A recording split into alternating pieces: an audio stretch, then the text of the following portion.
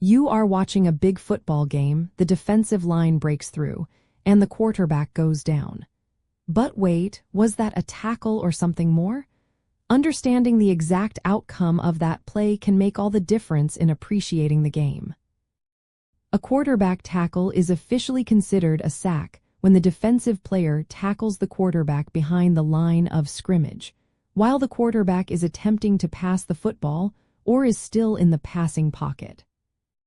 This distinction is crucial because it highlights the disruption of a potential pass play.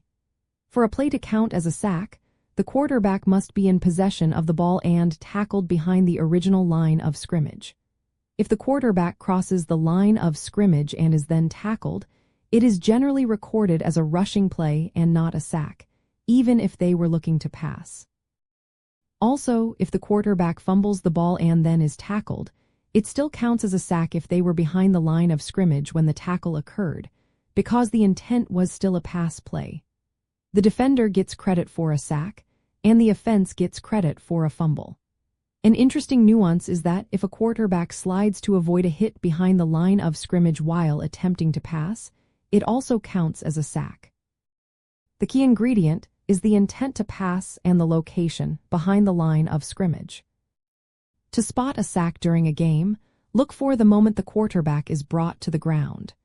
If they are behind where the ball was snapped and clearly had their eyes downfield or were still looking for a receiver, it is very likely a sack. If they started to run forward and gained any yardage before being tackled, it is a run.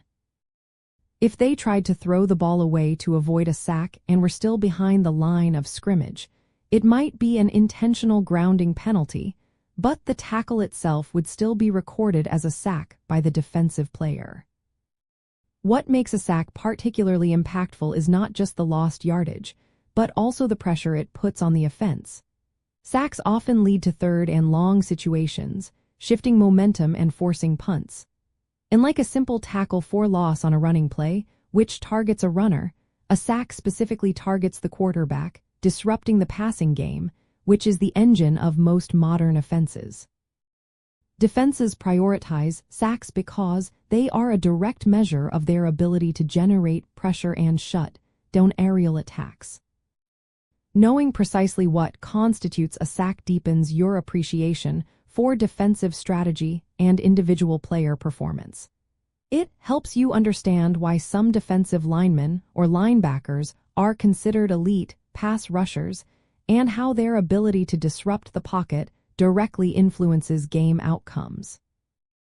Next time a quarterback goes down, you will be able to distinguish whether it was a sack, a critical moment that impacts field position, down and distance, and ultimately, who controls the flow of the game.